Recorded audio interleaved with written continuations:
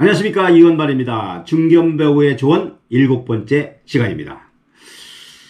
자, 여러분, 저는 1982년도에 KBS 공채 탤런트 9기로 방송 연기자를 입문한 연기자입니다. 그런데 어느 시점부터 이 공채의 의미가 퇴색되어지고 이제는 아예 모집 자체를 안 하는 체제로 바뀌어져 있습니다. 이제 그 원인은 방송 환경의 다변화의 바람 때문이라고 봐야 할 겁니다.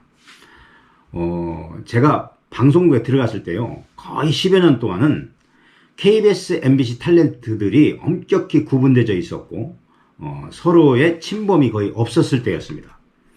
그러다가 1990년 SBS가 생기면서 분위기가 완전히 바뀌게 됩니다. 방송국에 문이 열리게 된 거죠. PD들 또한 SBS로 옮기는 현상이 나타났고, 연기자들도 KBS, MBC 각자의 소속을 두면서 이제 방송 출연을 자유롭게 할 수 있게 된 거죠. 그런데 이렇게 분위기가 바뀌면서 방송 연기의 패턴도 약간의 변화가 옵니다. 무슨 이야기냐면, 이전에는요, KBS, MBC 드라마 연기 패턴이 좀 달랐던 겁니다. KBS는 다소 오버하는 연기를 선호했다면 MBC는 그냥 자연스러운 연기를 추구했던 거예요. 특히 이런 성향은 사극에서 더욱 잘 나타났죠.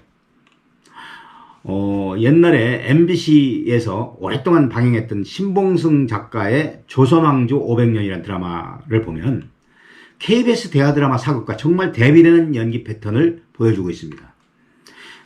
KBS 연기는 목소리의 톤, 표정, 감정들을 조금 오버해서 연기함으로 인해서 이제 시청자들을 집중할 수 있게끔 드라마를 만든다면, MBC는 그냥 편하게 다른 일을 하면서도 부담 없이 볼 수 있는 드라마를 추구했죠.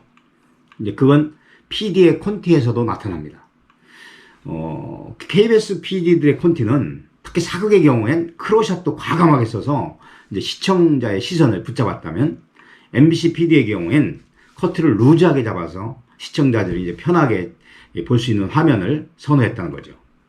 이제 그런 추세 속에서 저도 이제 MBC 아침 드라마 연속극을 비롯해서 뭐 미니 시리즈 몇 편을 출연했었어요. 그런데 제가 하는 연기가 MBC PD의 눈에 자꾸 거슬렸던 거예요. 그게 바로 KBS에서 습관처럼 오버하며 연기했던 모습들이 나왔던 거예요. 이제 그런 차이를 빨리 감지하고 바로 고치면서 이제 드라마를 했던 기억이 아직도 생생합니다. 자, 그런데 SBS가 생기면서 또 다른 패턴이 생깁니다. 그게 뭐냐면요, SBS 드라마 PD들은 당시에 이제 KBS나 MBC에서 스카웃된 PD들이 많기 때문에 이제 각각의 PD에 따라서 이 드라마의 연기 패턴도 다르게 보여지는 거예요.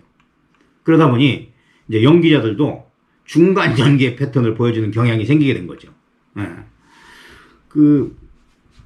요즘에 젊은 후배들 연기하는 걸 보면요, 옛날 패턴하고는 많이 다른 것을 느낍니다.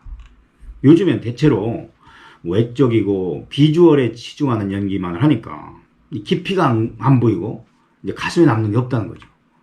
이를테면 빨려드는 느낌이랄까, 뭐 시청자의 감동과 감흥을 주는 드라마가 참 보기가 힘들어요.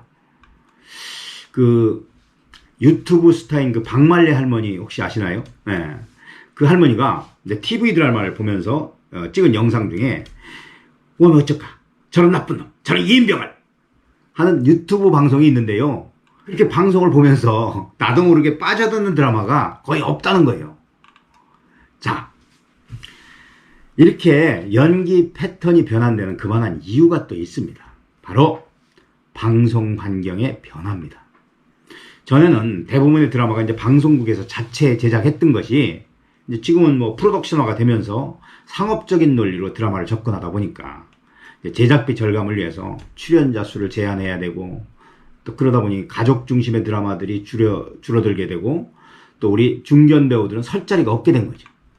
그저 대부분 주인공 중심의 남녀 간의 사랑 이야기로 끌어가는 것이 현실이 돼버렸어요.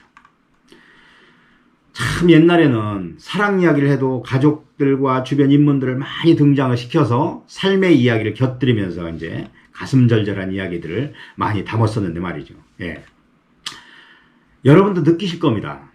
옛날처럼 드라마를 보면서 울고 웃는 그 감동의 드라마가 요즘은 볼 수가 없죠. 거의. 예. 그저 아이들이 좋아하는 스타들을 등장시켜서 이제 감성을 자극하는 드라마만 난무한 것이 현실입니다. 참 저희 중견 배우들로서는 안타까운 마음입니다.